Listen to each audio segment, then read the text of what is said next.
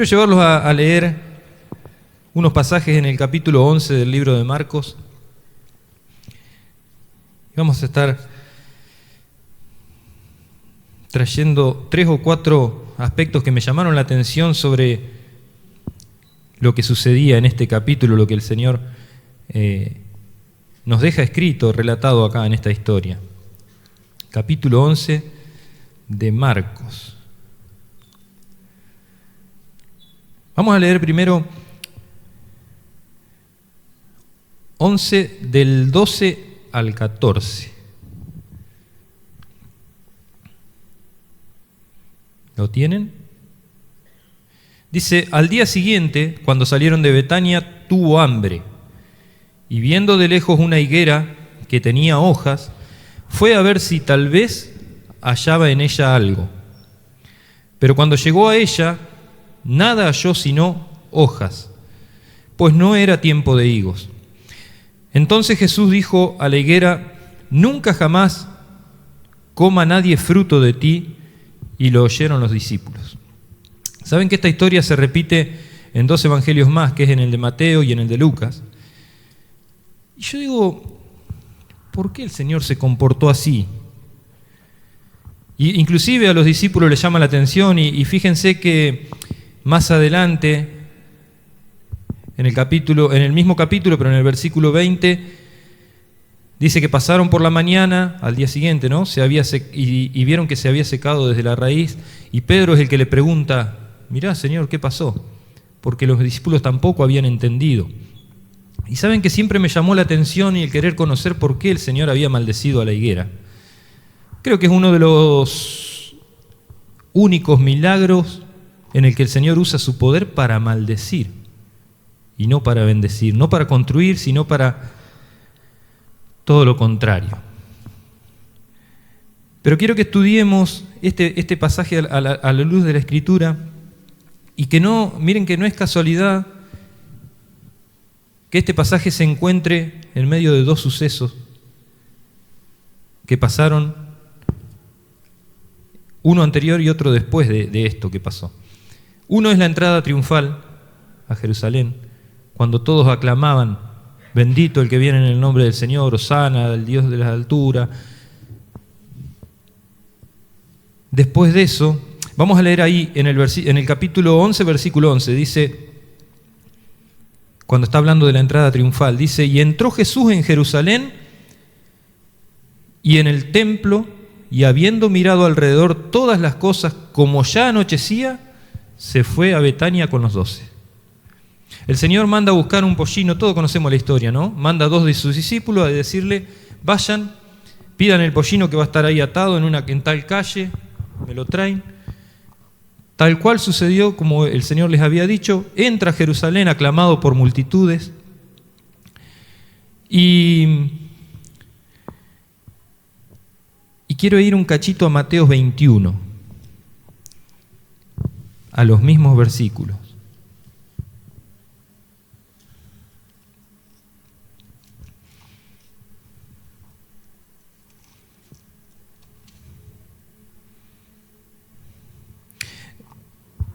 En capítulo 21 de Mateo, versículo 10 y 11 dice: cuando entró él en Jerusalén, toda la ciudad se conmovió diciendo: ¿quién es este? Y la gente decía, los que estaban con él, los que venían aclamándole, dice: este es Jesús de Nazaret, el de Galilea. En otras versiones no dice que se conmovió, dice que la ciudad se agitó. Hubo como una revuelta, una estampida en la ciudad por la entrada de Jesús en Jerusalén. Saben que estuve estudiando un poquito acerca de esto, ¿no? De por qué el Señor maldijo a esta higuera. Y dice que, bueno, esto es una profecía cumplida. Si bien en el Antiguo Testamento, en Jeremías 8:13, esto había sido anunciado. Saben que el Señor relaciona a la higuera ¿con quién? Con el pueblo de Israel, en más de una oportunidad.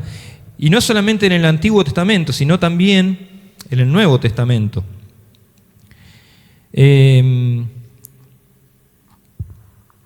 leer unos versículos más para que podamos ir entendiendo un cachito más. Téngame paciencia. Vamos a leer Lucas. Lucas 13, 6 y 7.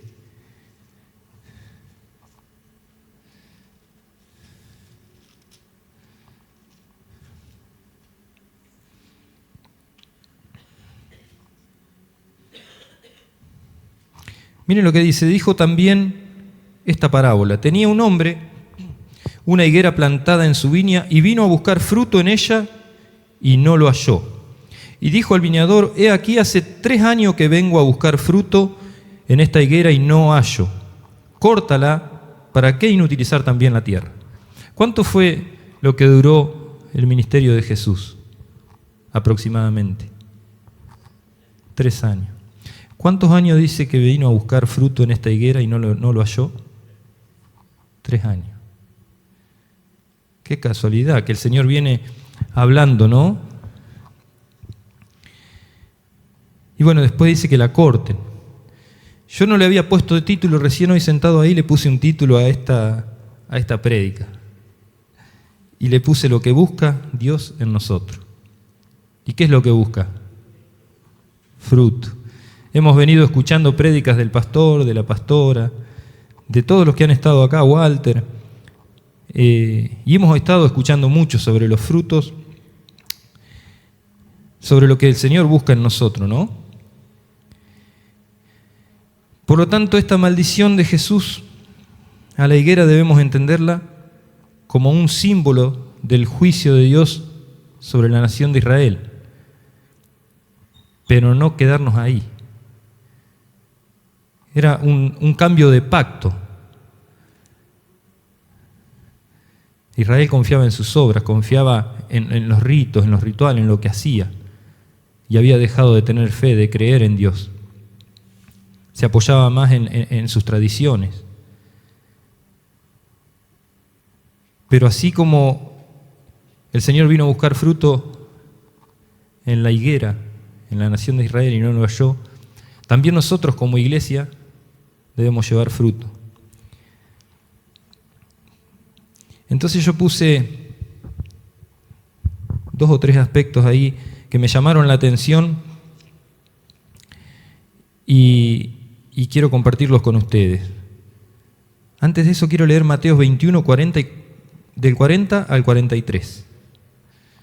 Mateo 21, del 40 al 43. Perdón que le lea varios versículos, pero es para que podamos entender un poquito mejor. Si bien en el Nuevo Testamento también habla en más de una oportunidad acerca de los frutos, y en otros libros también. Mateo 21,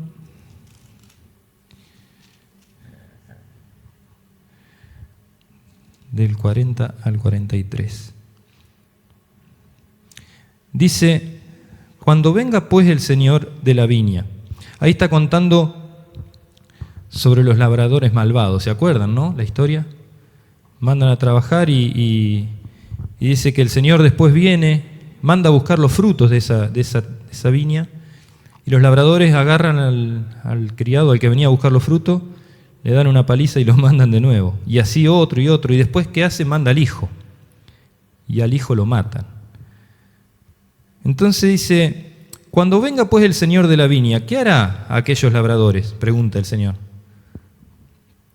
Le dijeron: a los malos destruirá sin misericordia y arrendará su viña a otros labradores que le paguen el fruto a su tiempo. Esta también es una profecía que se cumplió. Dice: Jesús les dijo: ¿nunca leíste en la Escritura: la piedra que desecharon los edificadores ha venido a ser cabeza de ángulo? El Señor ha hecho esto, y es cosa maravillosa a nuestros ojos. Por tanto os digo que el reino de Dios será quitado de vosotros y será dado a gente que produzca los frutos de él. Eso se cumplió, hermano, en el cambio de pacto. Fíjense,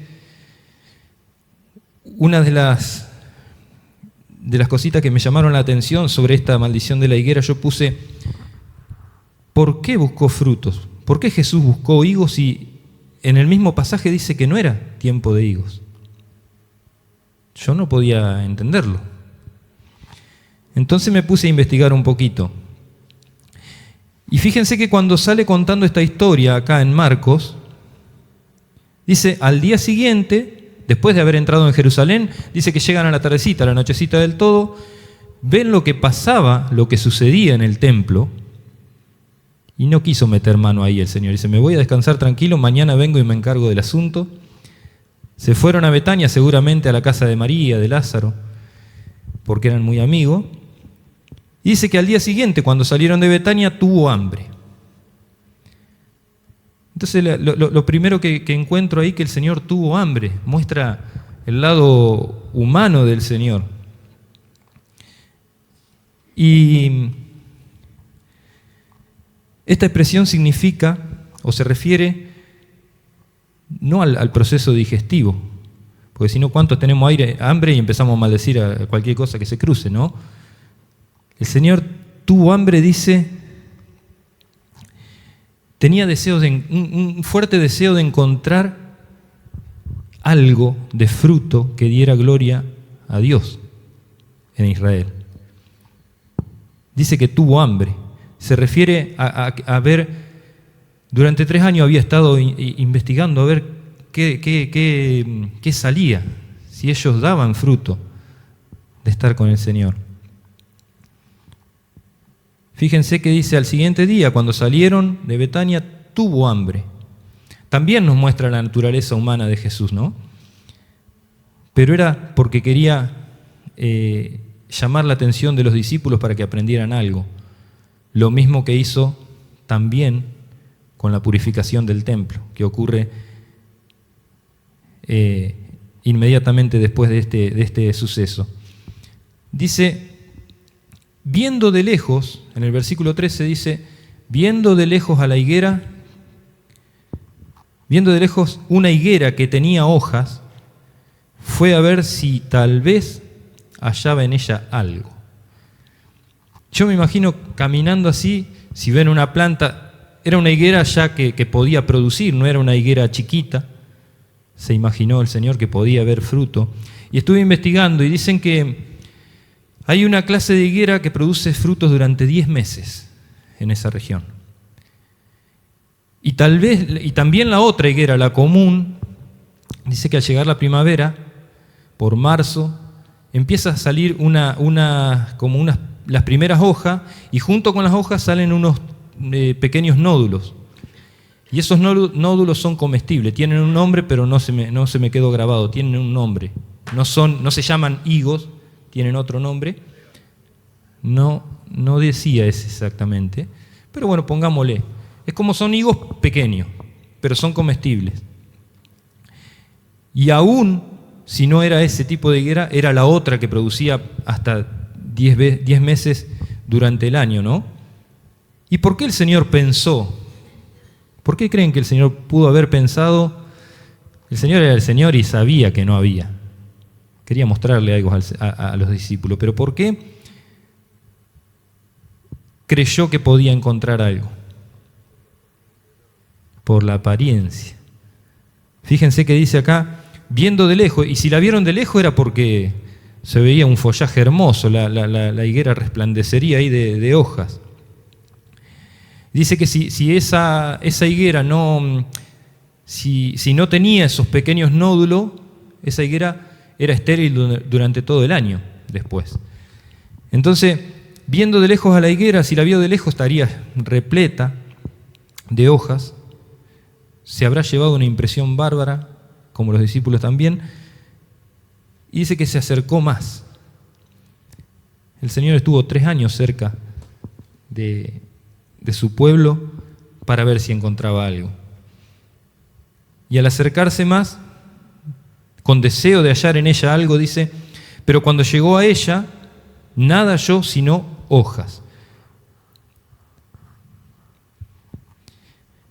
Yo me anoté algunas cositas acá. Por eso buscó Jesús en higos cuando todavía no era tiempo, porque esa higuera aparentaba tener fruto. daba toda la impresión de que los tenía. ¿Saben que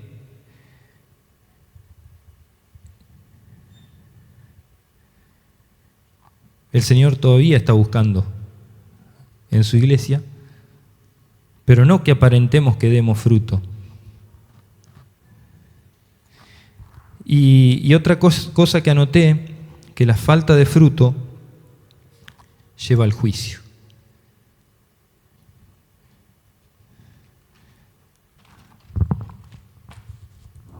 Si bien era una profecía cumplida, esta lección era muy importante porque la repite 2 veces. La repite con la higuera y la repite en la purificación del templo. ¿Saben qué?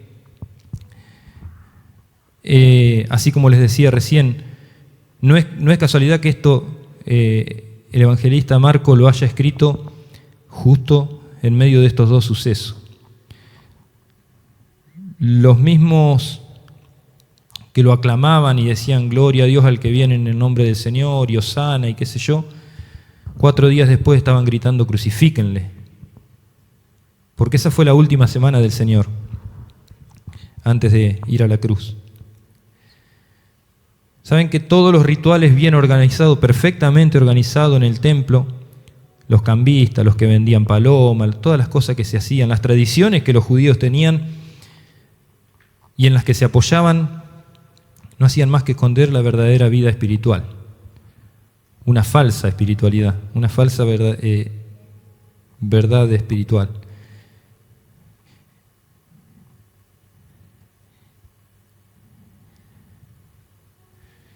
Esos gritos que decían, Señor, tú vienes en el nombre tú eres el enviado, aleluya, gloria a Dios. Y le ponían, dice, palmas y le ponían mantos y lo hacían, y a los 4 días estaban gritándole, crucifíquenle.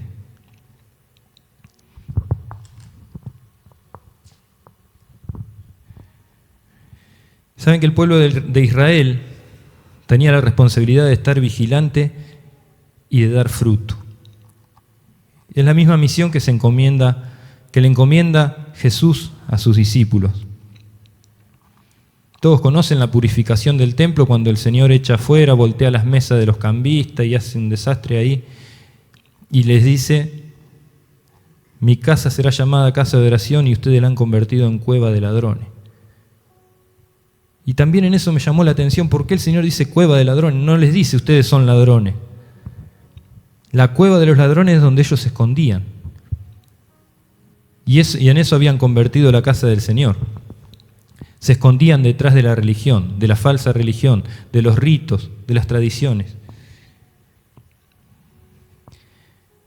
Sin embargo, tenían que haber estado vigilantes y dando fruto. Como también nosotros, su iglesia, a partir del momento de que el pacto fue cambiado, y que ahora vamos a ver en estos versículos que siguen, también el Señor va a venir a buscar fruto de nosotros y nos dice que continuamente tenemos que estar dando fruto. Cristo puede venir en cualquier momento y lo que Él va a buscar en nosotros es precisamente eso. No va a venir a ver cuántos demonios echamos, cuántas personas sanamos, cuántas cosas hicimos para Él, si vinimos todos los días a la iglesia. Miren, hermano, a veces nos confundimos y hasta vemos por televisión, qué sé yo, hermosos templos, la música, la alabanza impecable, muy bien organizado las reuniones y todo eso es la apariencia externa. No tiene nada que ver con lo que el Señor va a venir a buscar. Está bien, pero no es lo esencial. Y creo que en este año, en el año anterior, se viene hablando de esto, ¿no? El participar del bautismo, de las ceremonias evangélicas, cuántas cosas tenemos, la Santa Cena, el ser miembro de una iglesia local, que está bien, no está mal, hermano, siga viniendo. Pero eso nada tiene que ver con lo que el Señor va a venir a buscar en nosotros. Esa es la forma externa del cristianismo. Por ahí podemos estar aparentando únicamente que tenemos hoja con todo eso, sin realmente mostrar el fruto del Espíritu Santo en nuestra vida. En Gálatas 5, 22 y 23 dice, mas el fruto del Espíritu es amor, gozo, paz, paciencia, benignidad, bondad, mansedumbre, templanza. Si tenemos eso, contra todo eso, nada, no hay ley, dice. Yo quiero leer unos versículos más y téngame paciencia, ya estamos concluyendo. Después que el Señor echa fuera a los cambistas y bueno, en su Biblia tiene el título de la purificación del templo seguramente. En el versículo siguiente, en los versículos siguientes del capítulo 11, versículo 20, dice, pasando por la mañana, vieron que la higuera se había secado desde la raíz. Entonces Pedro, acordándose,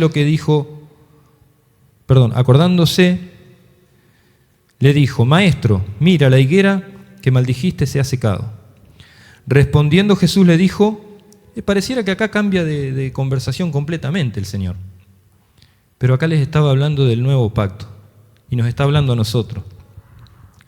Nombra tres palabritas, va a nombrar ahí, que son re importantes para la vida y el caminar de un cristiano en este tiempo. Y le va a hablar de la fe, de la oración y del perdón, sabiendo que en unos días más él iba a ser crucificado y que no iba a ser fácil para los discípulos perdonar. Solamente teniendo una verdadera fe y en oración. Yo quiero detenerme ahí en el versículo 22, dice, respondiendo Jesús le dijo, tened fe en Dios. Miren, hermanos, el pueblo de Israel se había apoyado más en las tradiciones, en su propia, en sus obras, en lo que hacían. Y sin embargo acá el Señor quiere cambiar, dice, ustedes tengan fe en Dios. No confíen en sus obras, no confíen en las tradiciones, no confíen en los ritos, en lo que están haciendo. Confíen en Dios, tengan fe en Dios. Y sigue diciéndoles, porque de cierto os digo que cualquiera que dijere a este monte, quítate y échate en el mar, y no dudare en su corazón, sino que creyere que será hecho lo que dice, lo que diga, le será hecho. Por tanto os digo que todo lo que pidiereis orando, creed que lo recibiréis y os vendrá. Les está hablando de orar, pero orar de acuerdo a la voluntad de Dios y conociendo la soberanía de Dios. Si nosotros conocemos las Escrituras, vamos a orar conforme. En otros pasajes dice que a veces pedimos y pedimos mal porque no conocemos cómo debemos pedir, ¿no? El Señor dice, ustedes oren con fe, pero conociendo la verdad. Y en la oración también nos está hablando de una intimidad, de tener una intimidad con Él. Si tenemos fe en que todo se lo debemos a Él, como cantábamos, de que sin Él nada somos, que dependemos total y plenamente de Él, si vamos en oración, en intimidad con Él, y oramos conforme a su voluntad, sabemos que no nos va a importar cuál sea el desenlace. Esa oración va a vencer cualquier adversidad. Porque por ahí estamos ordenándole al Señor que haga algo conforme a lo que nosotros queremos y no estamos orando conforme a lo que Él quiere. Y le sigue hablando del perdón. No es casualidad, dice, cuando ustedes estén orando, en el versículo 25, cuando estéis orando, perdonad si tenés algo contra alguno, para que también vuestro Padre que está en los cielos os perdone a vosotros vuestras ofensas. Porque si vosotros no perdonáis, tampoco vuestro Padre que está en los cielos os perdonará a vosotros vuestras ofensas. En Efesios 4:32, en Colosenses 4:13 nos habla del perdón. Pero no quiero extenderme en esto porque no es el quid de la cuestión acá. Sí es importantísimo el perdonar, porque todo principio de Dios es vertical y horizontal. El Señor en el Padre Nuestro también nos habla del perdón. Perdona nuestras ofensas como nosotros perdonamos. Y no es que el Señor en la cruz dice consumado es. Ese perdón ya está sobre nosotros. El tema es que si nosotros no podemos perdonar a otro, eso está ahí y no nos va a alcanzar. Nos tenemos que parar en el principio de Dios, debajo del principio de Dios. Así que la fe, la oración y el perdón van de la mano. Y por último quiero leer 2 versículos más, o 3, en el libro de Juan. Téngame paciencia, ya estamos terminando. En Juan capítulo 15. Vamos a leer el 1 y el 2. Dice, yo soy la vid verdadera y mi Padre es el labrador. Todo pámpano que en mí no lleva fruto lo quitará, y todo aquel que lleva fruto lo limpiará para que lleve más fruto. Qué interesado está el Señor en que llevemos fruto. Y encima que si llevamos fruto, dice que nos va a limpiar. Cuando nosotros tenemos una planta, a veces la tenemos que podar para que ese fruto sea más bueno, más fuerte, más grande. Y el Señor hace lo mismo con nosotros. En el versículo 5 al 8 dice, yo soy la vid, vosotros los pámpanos. El que permanece en mí y yo en él, este lleva mucho fruto, porque separados de mí nada podéis hacer. El que en mí no permanece será echado fuera como pámpano, y se secará, y los recogen, y los echan en el fuego, y arden. Si permanecéis en mí, y mis palabras permanecen en vosotros, pedid todo lo que os queréis, y os será hecho. En esto es glorificado mi Padre, en que llevéis mucho fruto, y seáis así mis discípulos. Si no llevamos fruto, no podemos ser discípulos del Señor. Y por último quiero leer el versículo 16 que dice, no me elegiste vosotros a mí, sino que yo os elegí a vosotros y os he puesto para que vayáis y llevéis fruto, y vuestro fruto permanezca. Y vuelve a decir lo mismo, ¿no? Para que todo lo que pidiereis al Padre en mi nombre, Él os lo dé. ¿Cómo no se va a agradar de sus hijos? Yo siempre pienso esto, si estamos haciendo la voluntad de Dios, si estamos caminando en la voluntad de Dios, sabemos que la obra es de Él, ¿cómo no nos va a dar también todas las cosas para llevar adelante el propósito por el cual Él nos puso acá, ¿no? Seguramente nos va a dar todas las herramientas, lo necesario. Pero de lo que más se agrada el Señor, y se va a agradar siempre, es del fruto, más de lo que hagamos, más que de lo que aparentemos hacer, porque por ahí podemos estar como la higuera, llenos de hojas, llenos de cosas haciendo para el Señor, trabajando, y lo hacemos para Dios muchas veces. Pero yo te hago esta pregunta que me la hice yo. Si el Señor se acerca y nos examina, ¿va a encontrar hojas solamente o va a encontrar fruto? Ese fruto del Espíritu. Gozo, paz, paciencia, amor, benignidad, bondad, mansedumbre, templanza. O nuestra apariencia es como la higuera esta que maldijo el Señor. Tanto la purificación del templo como la higuera son la misma cosa, hermano. El Señor notó que era tan importante como para repetir 2 veces la misma enseñanza con sus discípulos. Y que nos quede hoy a nosotros, ¿no? Si el Señor quitó el pacto del pueblo de Israel, y hoy es a través de la fe, la oración, el perdón, no de nuestras obras, no de todo rito, toda tradición, sino de la fe en Él, porque Él le dice, tengan fe en Dios. También a nosotros nos va a pedir eso, también a nosotros nos va a pedir fruto.